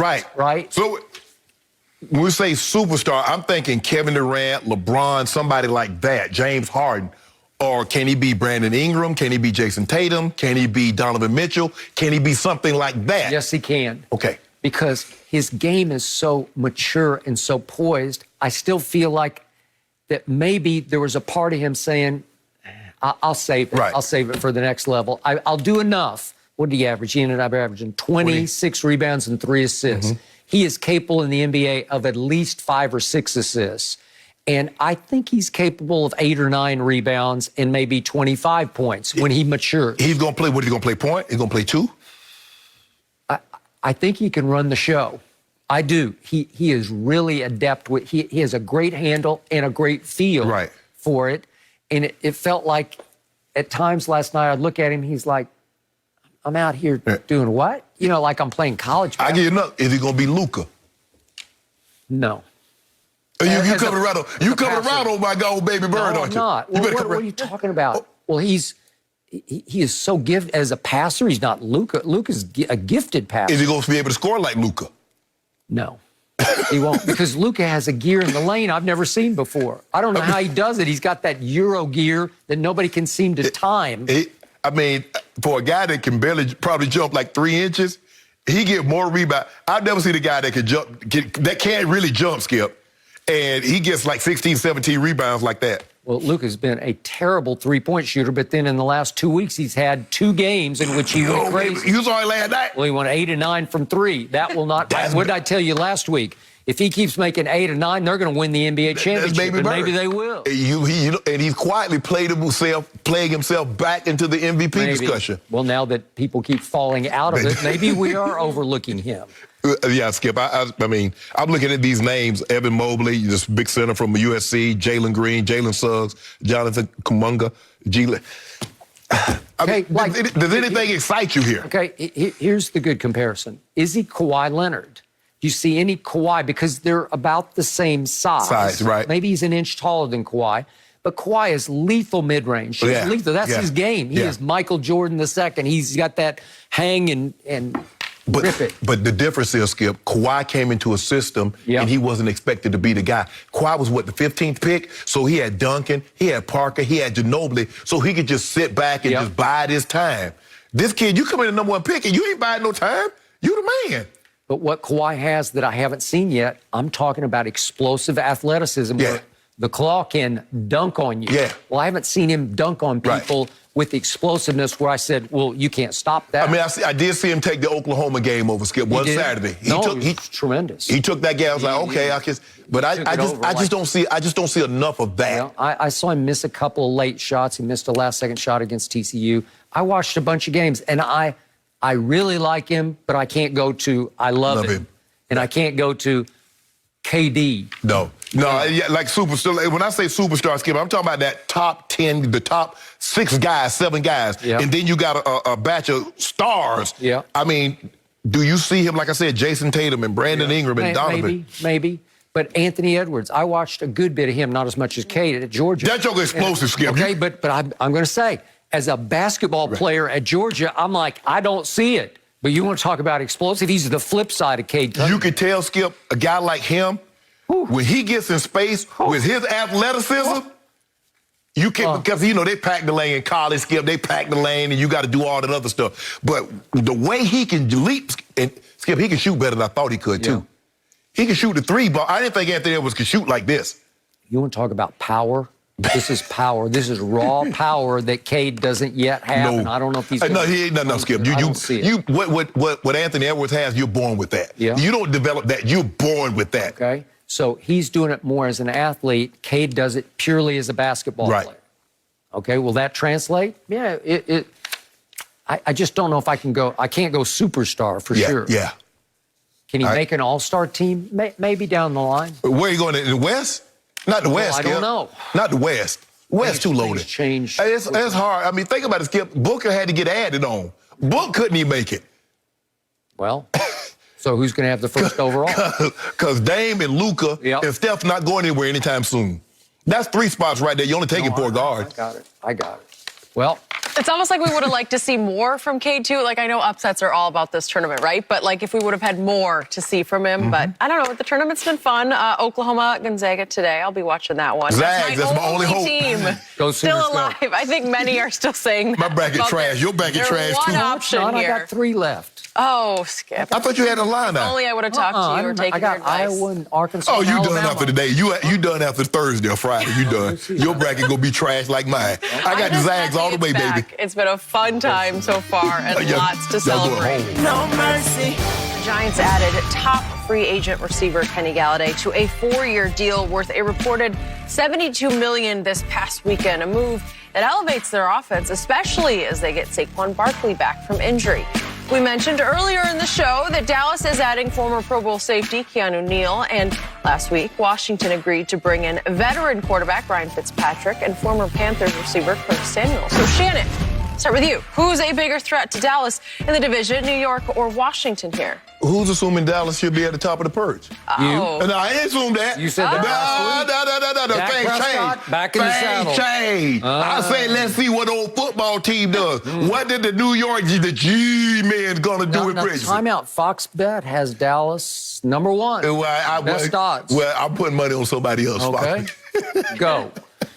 Look, I'm going to say your Cowboys are 3rd. Washington football team should be 1st, Skip. Signing Curtis Samuel, pairing him with McLaurin, and the tight end. Skip, I love Logan Thomas. And Fitz, now I understand, Skip, and I go back and forth. Fitz, don't just this one time. I need you to live up to expectations. You turned into a Fitzmagic. No, Skip, but I know. But every time I expect something out of him, I get disappointed. And the Giants signing Golladay, to go with Shepard, to go with Slayton, Evan Ingram, it's time for you to take that next step, bro. I'm tired of saying, oh, man, he has all this potential. All potential means you haven't done anything damn thing yet. So it's time for you to live up to that potential and do something. Ain't talking about no little Pro Bowl, okay? You didn't earn that. You need to be consistent. It's time for you to take that next step. The 2 defenses, Washington and the Giants, are better than the Cowboys. Why are we automatically assuming? This is what the Cowboys' record was when Dak got hurt. 1-3. They should have been 0-4. Why are we assuming that Dak Prescott, after digging himself in a hole, was going to dig them out of it and they was going to win the division? You should. I'm not, exactly. So that's why I got him 3rd. Washington 1st, Giants 2nd, Cowboys 3, and the Eagles 4th. There. Okay. The reason I'm clinging. Yeah, you better be clinging. Yeah, you better be clinging. Because my team still has the best quarterback in the NFC East. As many issues as I've had with Dak, the mere fact that he's 6-11 in his last 17 starts, to your point. He got paid. I'm still happy it's over. No more cloud hanging over my locker room or my life. So he's back in the saddle. That gives Dallas a great shot to be back in first in the NFC East. But I will admit to you, I do agree about Washington. I'm a big fan of Curtis Samuel. I'll take him over Golladay. That's just me. I will take him. He's more dangerous to me. He strikes more fear in my heart than Golladay does. So if you pair him with his former teammate, Terry McLaurin, all of a sudden you've got... Both guys can run. It's not thunder and lightning, it's lightning and lightning, right? Yes. And Logan Thomas has grown on me. And Antonio Gibson has annihilated me, as he did on Thanksgiving and in the game. And the home game, they got you early in the season. He did. And J.D. McKissick, every time I watch him, he just grows on me by the carry. So it's all about Ryan Fitzmagic, and he looks like an all-pro every other weekend. So that's what I'm afraid of. I know. You said every other weekend. Every other weekend. And by the way, very quietly, the Washington football team on a defense with, you could argue, the best front seven in football, they added William Jackson III, former Cincinnati Bengal, former 24th overall pick in 2016. Every time I turned on the Bengals, which was not often, he leaped off my screen because as a cornerback, he's top drawer cornerback. And they gave him 3 years, $41 million. All of a sudden, you've had issues with Ronald Darby and other corners that they've had. Well, now they got a bona fide corner. You know Darby went to Denver. Yep, he did. Now what? Oh. Denver did keep their safety, which could be the best safety. Yeah. But he also says Kyle Fuller. Yeah. I don't know if I'll be able to go to Denver. I don't know if I'll be able to go. Okay. But the point is, with William Jackson III at corner, backing up that front seven, that's stout, man. That's imposing for me. So now we go to the Giants. And I will give you this. You've filled out your roster, your skill roster, with after Danny Dimes, obviously. If Saquon is back and he can be back to being full speed Saquon, I'm not sure about that. That's scary. Another Adrian Peterson situation. Okay, maybe. Kenny Golladay, Darius Slayton, Sterling Shepard, and then they added quietly little John Ross, who has some DeSean Jackson in him. Well, once upon a time, he ran 4.22 at the combine. It's the fastest ever at the combine. Okay, so can he run by? Yeah, he can. Did he run by many people in Cincinnati? He can't stay healthy. Okay, I got it. But on top of Evan Ingram, you added a guy I have a lot of respect for, Kyle Rudolph from Jenny's Vikings. Yeah. He's pretty good. Yeah. He's bedeviled the Cowboys a number of times. Yeah. Caught the winning touchdown pass, you remember, 2019. No, at Dallas. He caught the winning touchdown pass. He caught one against the Saints. He did. So do I respect him? Will he? Is it like sort of a Jason Witten in his later part of his career? Sure. So they definitely got better. The Giants did, but I think Washington's still a little bit better, and Dallas is still a tiny bit better than either one of them. Hold on, Skip. Just a tiny bit, but they have done nothing to improve a historically bad defense. You haven't improved your defense. You re-signed Dak. You don't like anybody that you signed on the defense. You don't really like anybody that you added to the offense. Well, they didn't need to add anybody but get the quarterback happy again. That's all they needed to do. What about depth at the offensive line? Again, what's our guy's name? I can't remember his name now. Nasecki? Yeah. We got Nasecki. Okay. We got Ty Nasecki. He played in the Arena League. He played in the CFL. What more do you want? He played for the Corpus Christi Sharks. What more do you want? We're good. That sounds like a Will Ferrell film. Something Will Ferrell was starring. Skip, if you look at it, you look at what Washington has done, you look at what the Giants have done. I've already told you, I'm looking at my glass as 9/10 full. What do you got in that glass? Ty Smith will come back and be a Pro Bowler. And Zach Martin will come back and be a Pro Bowler. And Tyler Biadasz will emerge as a very good center, and we're going to be okay. And obviously, Lyle Collins will return to be a Pro Bowler at right. I guarantee you, about 7 games into the season, that glass going to be half full of Maylocks. Your stomach going to be churning. You're going to be throwing up over here. And I'm going to be laying there. I was like, no, you remember? The date the 21st. I said, you remember March 21st? How you were feeling good? The glass was half full. I'm going to have that energy. Like you tell me, you want that energy? I'm going to need that. I got Amari. He makes $21 million. Okay. $21 million. He will live up. I got Michael Gallup. I got CeeDee Lamb. You do know you play 8 games on the road, right? Yeah. You got 8 games on the road, so what are you going to do on the road? We'll go 8-0 at home, and then we'll figure it out. Oh, you going to figure it out on the road? CD will take over on the road, and we'll go 4-4, and then we'll be 12-4. We'll be good. right? You said you just said that. I mean, you just. No, Patrick Surtain will start at one corner. Hold on. I thought you wanted Kyle Pitts. Well, I told you that I would strengthen if he falls. I just don't think he'll fall. Nah, somebody gonna probably move up to get him inside the top 5. He is a difference maker. He is. And if he's there, I said strengthen your strength. Just take him and figure out what to do with him. You keep strengthening your strength while weakening your weakness. How much weaker you want your defense to be? You just have to outscore people. Skip, how'd that work? Okay, what happened in 2016? I said, don't take Zeke 4th overall. Take Joey Bosa. Right. And I was partially right, but Zeke for 3 years led the league in rushing. Well, if you're going to tell me you're going to possess the football like you did in 2016, I'll say okay. But you can't possess the football. Well, you need your line to be top 2 or 3, right? Well, Skip, that was 6 years. That was a long time ago, Skip. Ty Smith done had a lot of surgeries. He has. Zach Martin has been injured an awful lot since Lyle then. had a surgery on his hip. Yeah. So you're not the same. You're not the same in 2021 as you were in 2016. Well, unfortunately, Zeke is not the same. Okay. I need a big bounce back from Zeke. How many times have you ever known a running back to bounce back? Probably except Adrian Peterson. That's the only one I know. And he didn't bounce back. I mean, he had an injury. So, but he was still he was AP. Skip, y'all third. I mean, they got it right. I mean, look where they got y'all at. They got y'all in the 3rd spot. They do. Even graphics knew. Without even prompting. We're not finished on defense. You're finised. Jerry's got pie. He's got pie to spin. Now we got pie. You got no pie. We got a big piece of pie. They better than y'all, Skip. Yep. I want, what's going to be very interesting to see how Pro Football Focus rate this. Because, every year, Dallas Cowboys are the most talented football team. And they got this and this. And they should be in the NFC conference. They should, and nothing. Every year, at some point in time, they're going to get it right. But in the meantime, they've been getting it wrong. Trevon Diggs and Patrick Surtain at corners. You'd be a little scared of that. I mean, that'd be nice, but that'd be nice. But Samuel and McLaurin ain't going to be scared of y'all. Earl Thomas is single high safety. Earl ain't there. He might be. He might be. How y'all going to stack the box against Saquon? Because Saquon, he good for 170-yarder. We got Wolf Hunter. He can't stay. I ain't heard Holland. I ain't heard Holland in a long time. All I've been heard, to the sideline because he injured. We got Jalen Smith. We got Keanu Neal probably playing linebacker. Probably playing outside linebacker.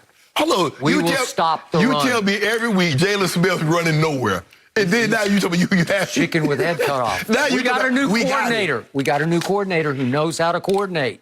He coordinated the Legion of Boom. He didn't invent it, but he coordinated. Yeah, so all them guys. So if he coordinated so good, why did he do that in Atlanta? That's what you tell me. You told all last year, Mike Nolan. Look at him in Atlanta. Look at his defenses. It was horrible. What about the defense Dan Quinn had? Well, he got him to a 28-3. No, 28-3 lead in the Super Bowl.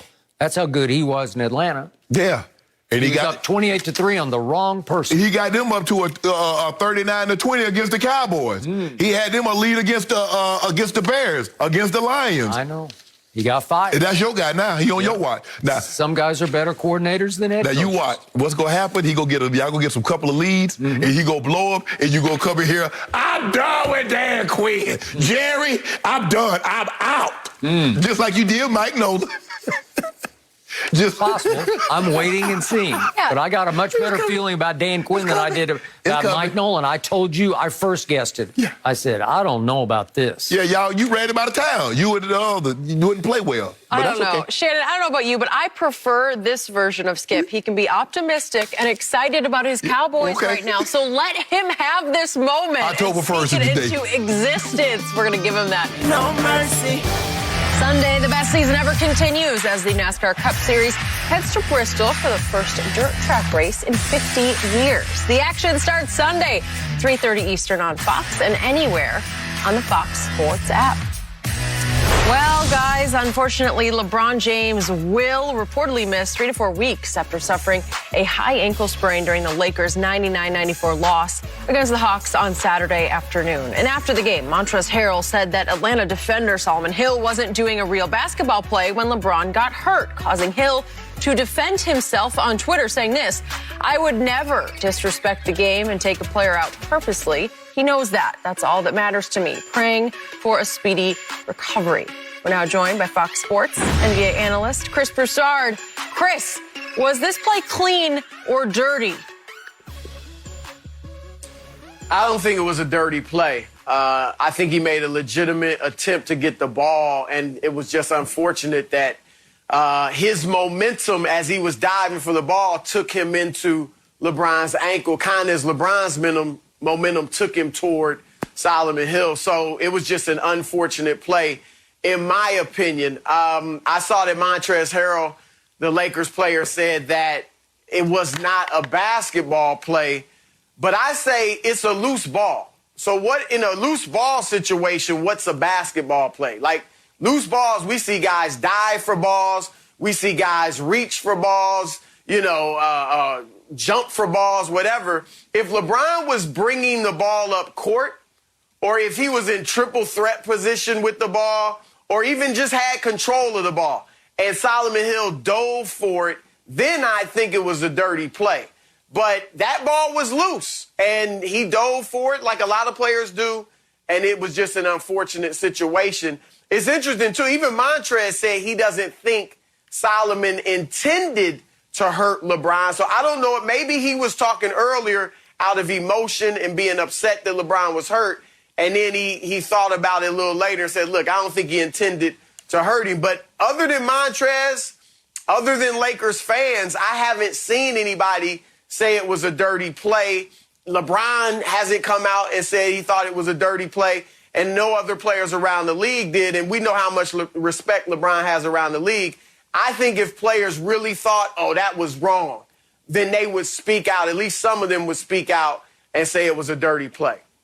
For me, I don't think it was a dirty play. I just think it's unnecessary. 1 minute into the second quarter, you diving on the floor for a loose ball. That's and I just don't get that. Game 7 of an NBA Finals, because under that scenario, if somebody's going up for a dunk, I can go up and say, I'm just trying to make a play on the ball. But normally there's a rule, like Skip says, unwritten. If guys break away, you don't try to block the dunk. You don't try to put the guy in harm's way and says, well, I'm just making a play on the ball, knowing that you could injure someone. Now, Game 7, game NBA Finals, we saw Danny Green, Skip, try to block Clay. I think Clay was trying to go up for a dunk. And he ended up, I think that's how Clay ended up tearing his ACL. Yep. We get situations like that. All bets are off. NBA Finals, Skip, or Eastern or Western Conference Finals, all bets are off. First quarter, second quarter, third quarter, I'm going for it. But Game 42 at 12:37 p.m. in California time, 1 minute into the second quarter, nah, Chris. Like I said, I don't believe it was dirty. I don't believe it was dirty. I do not, but I believe it was unnecessary. So, this was not a dirty play. And to me, it was just a necessary basketball play. Because I have always resented the notion that I have fought since the 70s that NBA games, there's no defense until the last 2 minutes of the game. Baloney, there's not. Solomon Hill is playing almost 20 minutes a game for the Atlanta Hawks while scoring 4 points, averaging 4 and 2 rebounds. He gets those minutes because he plays hard for every second that he's on the floor. So for Solomon Hill to dive for a loose ball that he dislodged, he started what looked like was going to be a turnover for a moment until LeBron spun and regained possession of the ball. But if you look closely, Solomon, in his 8th year in the league, certainly respecting LeBron and the game, he dives, and at the last second, he pulls his punch. He flinches a little bit out of the play because he knows he's not going to allow full force, full weight to carry on through LeBron's knee, because now you're talking ACL rupture. It would be way beyond just high ankle sprain. So to me, I know that Laker Nation needs to blame somebody for no LeBron. We're not sure how long he's going to be gone. We'll talk about that in just a second. But you have to say, well, it was his fault, when in fact it was just a bad break. It was wrong place, wrong time. And I told Shannon earlier, LeBron is simply the most durable star athlete I have ever closely observed.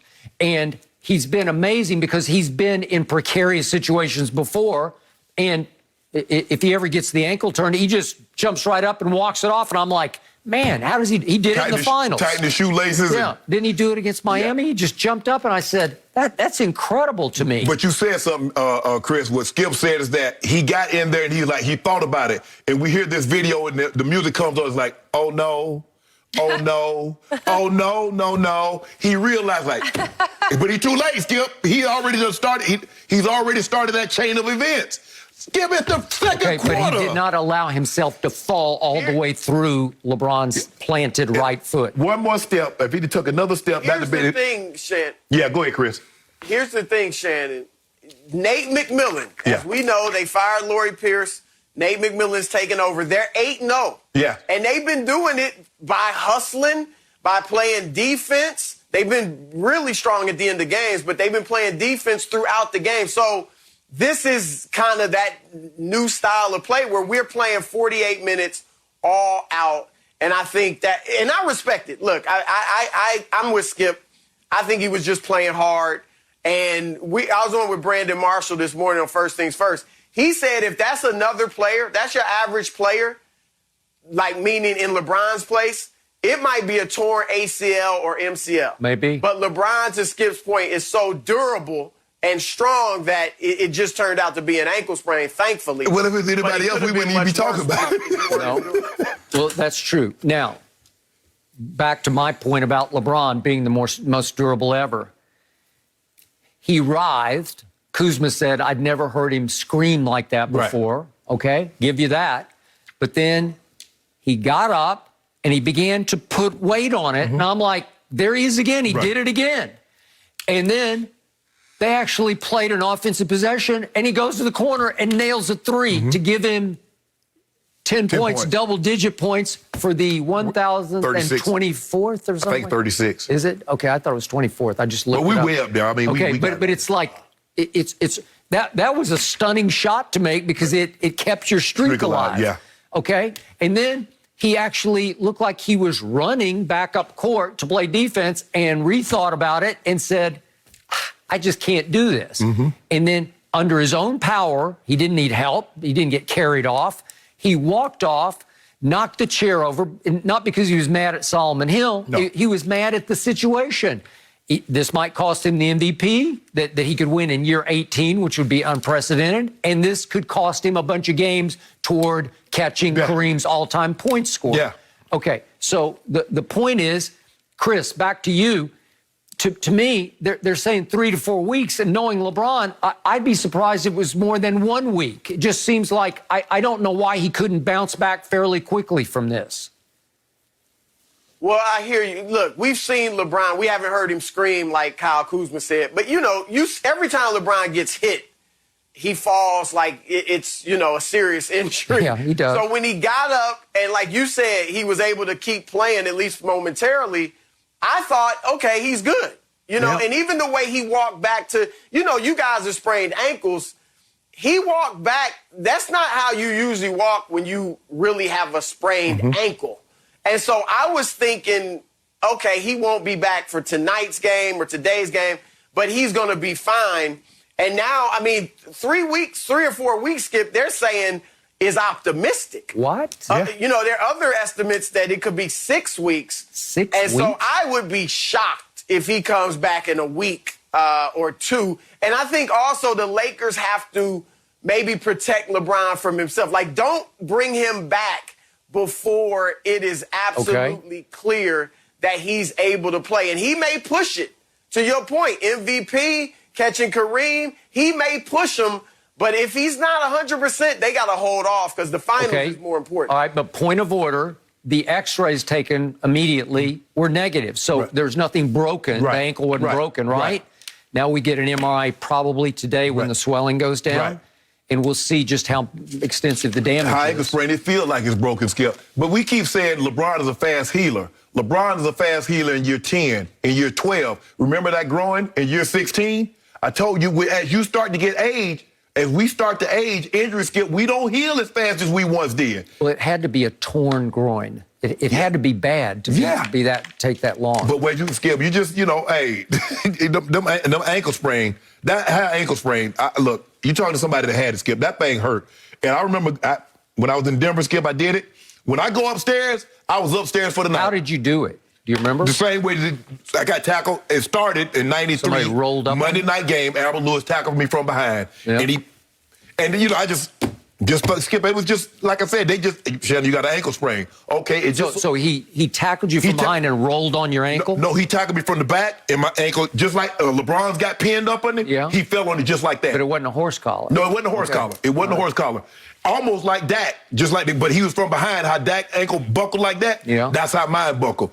I had great, my ankle had great laxness in my ankle. You would have broke my ankle. Well, Dak's buckled into a compound fracture where the bone came straight through the skin. And I had a bye week. Yeah. And, I stayed. I got treatment, skipping it still. So I just started, no practice, just shot the ankle up. Okay. And you came back? I came back in 2 weeks. Okay, I got it. But Skip, we wired different in football. Right. We can't. I think LeBron's wired different. It's a whole different ball game playing with the injuries that we play with. So if he's gone for a month, what happens to the Lakers? It's over. Shannon says over. Chris says what? Really? Yeah. Wow. I'm gonna be honest. Look, if he's out for a month, but comes back 100%, close to 100%, AD is back close to 100%. I still got the Lakers in the West. But here's the thing. It'll be tougher. They could be a 6 seed by then. They're going to be in the play-in. They could even end up in the play-in. Okay, now we talking. But still, Shannon, look, it's going to be a tough road in the West no matter what.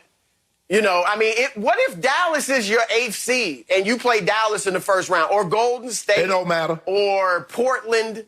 My point is, no matter where you finish, you're going to have 3 tough series in the West. Look here. The way we were playing, Chris. They might end up with the Clippers in the first round. Chris. If we were healthy, I'm talking about healthy, Bron healthy, AD healthy, nothing mattered. You Skip was all over the gung-ho talking about the Nets got Blake Griffin. The Nets could have had Blake Griffin, Stewie Griffin, Kathy Griffin. We was taking them out in 6. Again. Just stop it. But your day coming. I know you over there, you like, he pretend like he's so disappointed, LeBron. But don't you worry about it. You realize Stewie Griffin has nuclear weapons. Don't worry about it. We got something for all the Griffin. Blake too. Yeah. But we had something for you. I never said anything about Blake Griffin. Don't worry about it. No, I just need the big 3. That's looking good, Shannon. Admit it. No, they look good. They look looking good. They look great. You got 3 of the best. You got 3 of the top 10, top 15 players on one team. Come on, Chris. You both better beware of the Los Angeles Clippers. Oh, boy. Hey, Chris. Clippers. Chris, that's like saying... What are they like? They really struggling now, Skip. No, they're not. That. Chris, that's like saying we're going to put Jeff Bezos, Bill Gates, and Elon Musk in the room and say, man, they got a little bit of money, huh? You think? You just got 3 of the wealthiest people in the world. You got 3 of the best players in the world on one team. And you talking about they look good. Yeah, they look real good because of who they've got. Chris, we appreciate you weighing in on that. LeBron, we hope you rest up, feel better soon. And apparently, we got the Clippers to worry about. No mercy. JuJu Smith-Schuster is set to return to Pittsburgh on a 1-year, $8 million deal and reportedly turned down a slightly bigger 1-year deal from rival Baltimore in order to stick with the Steelers. JuJu has really never developed into the true number 1 receiver Pittsburgh envisioned he would be after Antonio Brown left. But now he has the chance to bounce back and get a better contract next offseason. Meanwhile, the Ravens miss out yet again on a chance to give Lamar Jackson another threat in the passing game. So, Shannon, are you surprised JuJu took less money here to stay in Pittsburgh? No. And Skip, I told you have to overpay in free agency to get the guy to leave his situation. And $1 million is not enough. I'm in a system. I know I've been in this system my entire career. For a quarterback that's going to the Hall of Fame that I've played with my entire career. I know my role in this system. I've had this role for the better part of 4 or 5 years. So I'm comfortable. Why would I leave that? He would be considered a lateral move, Skip, if he goes to Baltimore for basically the same amount of money. And because here's the thing, Skip. Go back to 93 when free agency started. He's only the 3rd receiver that's got a second contract. Plexico, Santonio Holmes, Mike Wallace, Emmanuel Sanders, Martavis Bryant had his issue. None of them got second contracts. Only one got a multiple-year deal. Hines Ward, Antonio Brown, and now he got a 1-year deal. It tells you what the market thought of him. Golladay got paid. Well, it tells you what the Steelers think of wide receivers, right? Think about all the receivers that got paid what JuJu thought he was better than. They got 17. They got 13, 11, 10 million. He got a one-year deal. Skip, it doesn't matter what we say. What is the perception? The receiver said, I don't want to go to Baltimore because I believe they're a run-first team. I don't want to go to Baltimore because I don't believe the quarterback they have can throw the ball consistent or accurate level. It doesn't matter if it's true or not. Perception is a person's reality. Let me ask you a question, Skip. Okay, I got a one-year deal for you. You can go to Kansas City for $9 million, or you can go back to Pittsburgh $8 million. Where do you think you're going? You can go to Tampa Bay for $9 million, or you can go back. Where do you think they're going? If the perception is that the players, wide receivers around the league, believe that about. Forget what Shannon Sharp says. People think I don't like Lamar. Hell, I love Lamar. I played for the Ravens. I want to see him do well. I want to see them do well. But I got to give it to you factually. The perception is that he's not proficient enough, consistent enough throwing the football. Okay. Simple as that. All right. I must admit I was a little surprised by this, but I realized JuJu sort of grew up in pro football in Pittsburgh, and he's got Steelers in his heart. He's bleeding black and yellow. You know, he's got that in his blood. And it's hard to pull up stakes and go to your arch rival in Baltimore. Right. $1 million is $1 million. And you have told me you're close to being done with Ben Roethlisberger. You think he's pretty well shot. Yeah. So I could make the case that right here, right now, Lamar Jackson is a better thrower of the football than Ben Roethlisberger is capable of being. See, you believe that, but JuJu doesn't. Okay, maybe not. Maybe he thinks they can sort of regain the old magic. He like catching them shallow crosses because that's all he running. He ran 4.54 at the combine at 6'1", 215. So he's a big receiver. He doesn't look like he moves that fast. Skip, I think this was more of his mentality, his toughness, than, say, catching the football. He ain't no number one. $9 million ain't number one money. Okay. And if you thought he was number one money, you'd have gave him a multiple-year deal. All right. So Des Bryant, late of the Ravens. Yes. Again, he's back on the market. God bless him. I hope he gets a job. I doubt he will.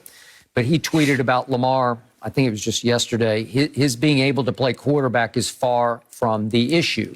So he's indicating between the lines, I think, that it's more system than quarterback's ability.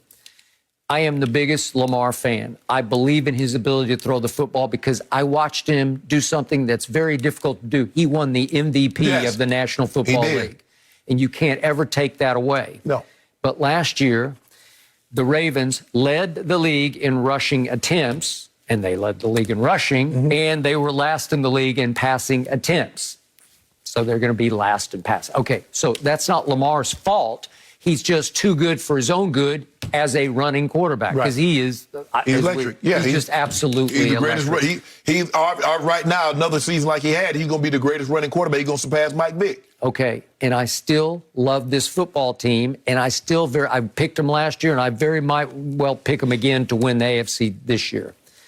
So the point is, he still has a big old hole at primary receiver because Marquise Brown, Hollywood Brown, he can run by. He's got a little Deshaun sort of, but again, he's not that guy. I told you I love Devin Duvernay. I thought they stole him in the draft because he tormented me when he was a Texas Longhorn against my Sooners. He's a slot receiver, and I don't think they utilized him enough because he only got 26 targets last year and caught 20 of them. So he's still a possibility. Mark Andrews is a fine possession receiver, sort of a hybrid tight end. But they need a big receiver. So therefore, Lamar doesn't always have to be perfect. Okay. He has really small receivers. Snead is small. Marquise Brown is small. Still on the market. He's still a free agent. So I don't know. They got big holes at receiver.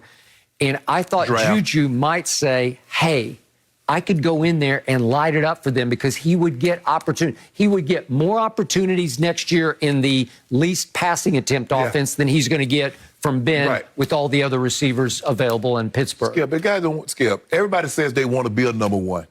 They don't want that pressure, Skip. You understand what's expected of you? Sure. Double team, I don't care. Triple team, I don't care. You've got to win. Because here's the thing. Mike Shannon used to come in there, Skip. We play in man corners all the time. He stepped up there, and everyone, he's a guy, I mean, just a offense. He said, look here, guys, if you can't beat man-to-man coverage, you either selling cars or you're coaching. Well, John, are you hired? John's like, nope. Well, my coaching staff is field. So you're on the street. JuJu had it good. He didn't realize, he thought it was him. It was AB. AB was the dog that allowed you to eat. Now, they put that on your plate. Hey, JuJu, you the number one. I'm the number one. Yep. You ain't heard from him since. Okay. TikTok videos, Corvette. Back to the Ravens.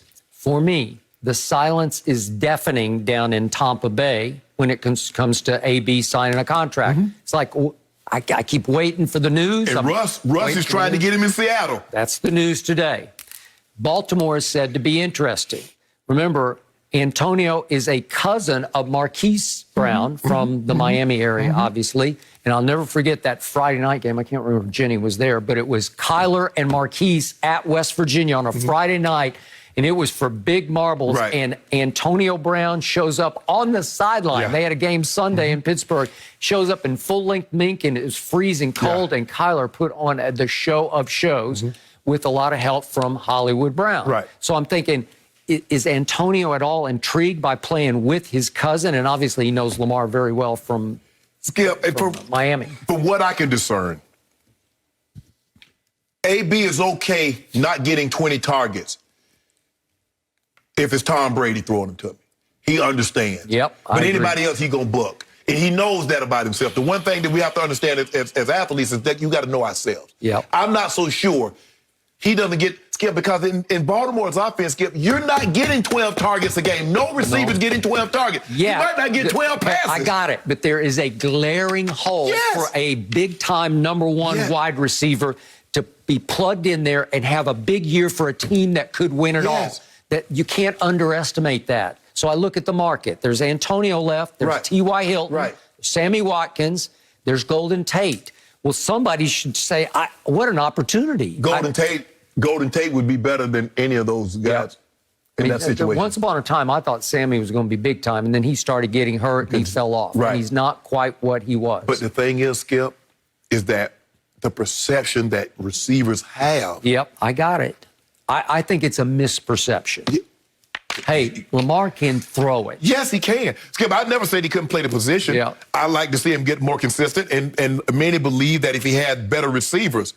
But unless you draft, it's going to, and I said it, it's going to be hard to convince a guy to come in that system. You're going to have to draft him. You're going to have to go to the draft and find a guy, and he becomes what you want him to be. Well, obviously, I don't think they're going to be able to figure out how to get Devontae Smith or Jamar Chase. But after that, it's deep in wideouts. And Ozzie and company, I know he's not hands-on anymore, but they usually figure it out. But they got a glaring hole in need. It is. It's a big weakness, and maybe that's what's... maybe they wouldn't be first in rush attempts if they had better receiver play. No mercy. Saturday, April 3rd, MLB is back as the Braves face Bryce Harper and the Phillies. Then Mookie Betts and the World Series champion Dodgers take on the Rockies, all in FS1 and the Fox Sports app. Yes, it is that time of year again. Okay, Rookie of the Year frontrunner LaMelo Ball could miss the rest of the season after fracturing his wrist during the Hornets' loss to the Clippers on Saturday. Ball will be meeting with a specialist early this week to confirm the timetable, but if his season is over, he will end the year with averages of 16, 6, and 6 and leave Charlotte as the projected 8 seed in the playoffs. So Shannon, has Ball done enough to hang on to Rookie of the Year at this point? No, because, Skip, it was close. Edwards here and Edwards was neck and neck. Well, I don't think they were neck and neck. I still had LaMelo. But I think it's going to be a situation, Skip. Joel Embiid and Malcolm Brogdon. Joel Embiid got hurt. Skip, who won the MVP? Who won the Rookie of the Year? And that's what it's going to be. Who even remembers? And to give you another example, Zion and Ja Morant. Okay. Nothing else needs to be said. Skip, I don't think, Skip, you can't miss half the season and still be Rookie of the Year. It's not possible. Okay. It's impossible. Like I said, I believe it was neck and neck, and now that it was just these two guys. Skip, nobody else was even in the discussion. No. When I heard this last night, I just threw up my hands. I said the same thing. At least LeBron's going to come back, we hope. I'm going to knock on wood for him. But LaMelo's gone for the year? You want to talk about a breath of the freshest air maybe in a decade? Skip, he's entertaining. There's not a whole lot of guys that you can say that are entertaining. He's entertaining. What a loss. And what a stretch he had. He started on February 1st. He had started 21 games for them. In those 21, he had averaged 20 points a game, 6 rebounds, and 6 assists. And in those 21 games, he shot 43% from 3. I wasn't sure. He shot 25% in the Australian Pro League, right? Yeah. Maybe they play more defense. I don't know. But 43%, and he was averaging 2 steals a game through those 21. They went 11 and 10 in those 21 games, which for Charlotte it's pretty good. And they were clinging right in there with the 8 seed, but they were only 2.5. They are only 2.5 games back of the 4 seed. When have we ever thought to mention Charlotte in playoffs this late in the season? You got that right. So all of a sudden, Michael Jordan finally had something he could be proud of and that he could sell. Got one right. He got Gordon Hayward's averaging 20, and Scary Terry Rozier's averaging 20, and now he had LaMelo averaging 20 and just lighting up the place.